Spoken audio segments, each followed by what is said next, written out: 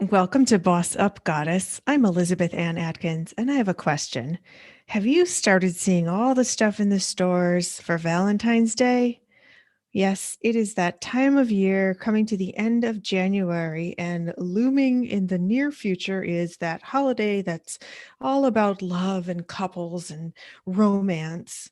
Well, in case you're not coupled up with somebody, and many people are not during the pandemic right now, it can be a very difficult time. I have a really powerful message for you to boss up, goddess, and that's to love yourself more deeply, more passionately than you've ever loved anybody in the world. And when you set that kind of love on fire within yourself, you're going to attract the type of love that you desire and deserve on every level, in friendships, in romance, in business, and it will just manifest beautifully in every area of your life. But how do you love yourself? How do you truly fall in love with who you are? Let's talk about that.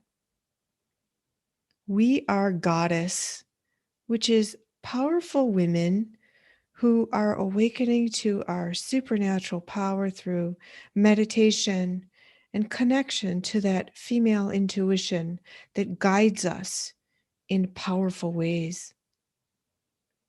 And as such, having this tremendous God or goddess energy within ourselves, we are pure love, right? Because God, goddess is pure love.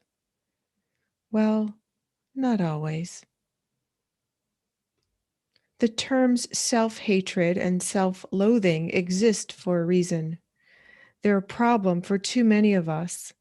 Spiritual empowerment enables us to heal, reprogram our minds, and fall in love with ourselves so that we truly can see that God and goddess energy within. This is an inside job. It starts with releasing the need for approval, permission, affirmation, or praise from others. It also requires not filling yourself up with someone else's opinions or preferences or interests. Love yourself with the same enthusiasm and awe as when you fall in love with another person. You know that feeling where you want to spend all your time with that person and know everything about them. So apply that same infatuation to yourself. Spend time alone. Earn your PhD degree and become an expert on you. Ask yourself, as we do in our Power Journal 28-day challenge, who am I? What do I want? Am I ready for change? And what action is required? Here are more ways to love yourself. First, do the mirror work. This means looking at yourself in the mirror and asking and saying kind things to yourself. If you're not ready to declare, I love you, then start with something like, I promise to treat myself better. Look to your own eyes and say it like you mean it. Imagine you're talking to a beloved friend or relative. If they were feeling bad, think of the compassion and concern you would express. Even at your lowest point, know that a brilliant, beautiful diamond lies within the jagged rock of self-hatred or disappointment you may feel. Chip away at the rock, and the diamond will sparkle. You can polish the way you perceive yourself with mantras or affirmations such as, I am a divine child of God, and God loves me. Or, every day I'm becoming my best me. Or, I am awesome. Make up your own mantra and say it to yourself out loud as often as possible. Commit to change what needs improvement and make peace with that which you cannot change. Give yourself unconditional love, which is how you feel about a person for whom you would give your last breath. If you're a parent, your child may elicit that feeling. If you have a beloved pet, they may elicit unconditional love as well. Try to transfer that emotion onto yourself. Does it stick? If not, why? Do this often to strengthen your I love myself unconditionally muscle until it flexes automatically. The second way you can love yourself is to reprogram your thinking with audio and video. The blessing of a new relationship can inspire you to banish the ghosts of failed friendships. When disappointment and doubt from the past try to cloud the present, you can declare out loud, I refuse to have these thoughts. Then you can make a videotape of yourself on your phone telling yourself to stop. Speak with authority, saying the past is gone, the present is a gift, and I want to experience my new relationships with peace and trust. So here are ways to reprogram your thinking. First, talk to yourself out loud to stop the thoughts. You can't dwell on something and talk at the same time. Two, ask for help. I asked my spirit guides to help me.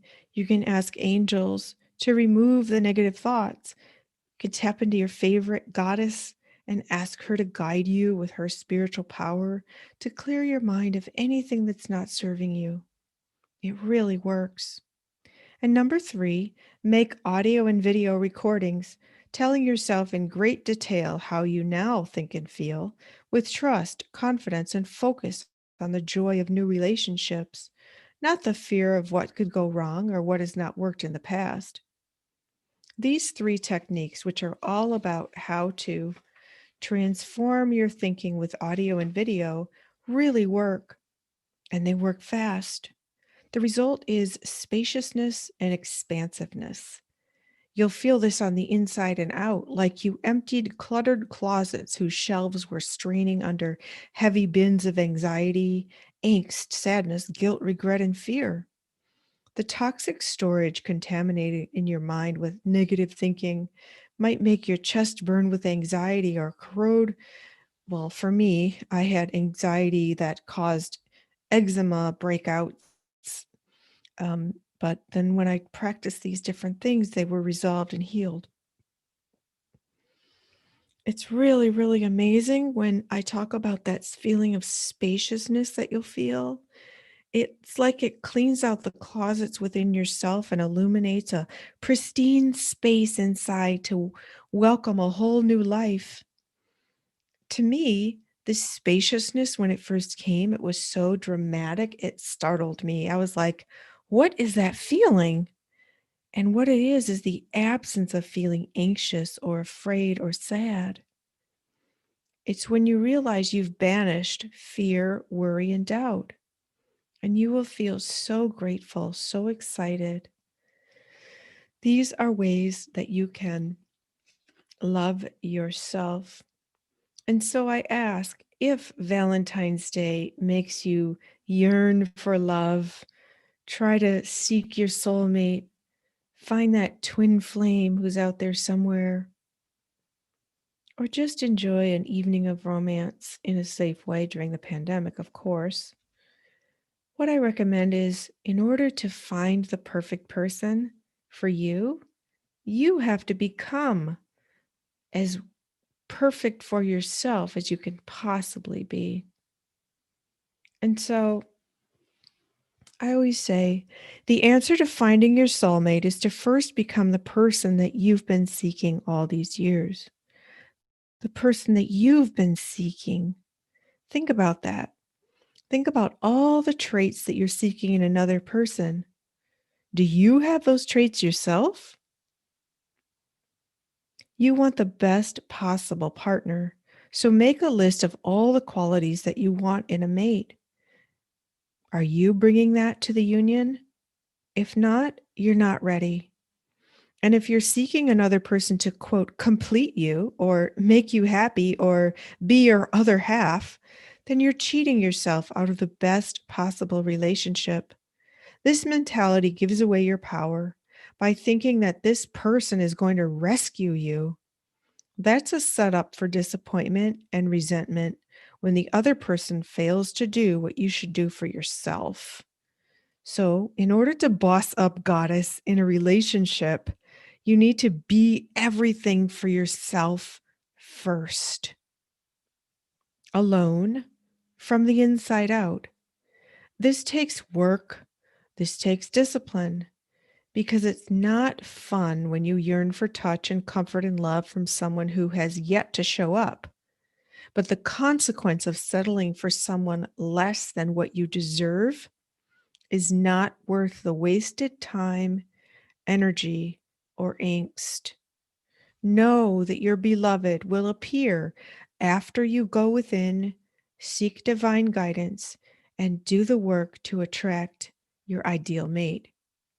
And so, if you're seeking love, that's how you can boss up, goddess, to love yourself as never before. And that will activate a magnet inside you to attract the best possible mate and to put you on a frequency of love and peace and joy as you've never experienced.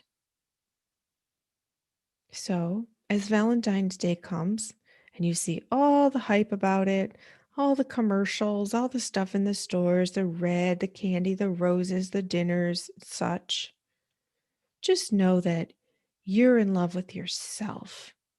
And that is going to magnetize you to a wonderful person or people sometime soon. And you'll know it when it happens. So I wish you love. I wish you romance. And most importantly, I wish you the power of self love, loving yourself, falling in love with yourself, being amazed in awe and adoration, everything about yourself, and accepting the things that in the past maybe you didn't love about yourself. Love them anyway. Love yourself first, and all else will follow beautifully. I'm Elizabeth Ann Atkins, and I wish you love, peace, joy, and I'm so grateful that you're joining me on this quest to boss up, goddess, and activate your power within to live your greatest possible life that takes you to bigger, bolder, better places than ever before. I'll see you next time. Remember, boss up, goddess, you have the power.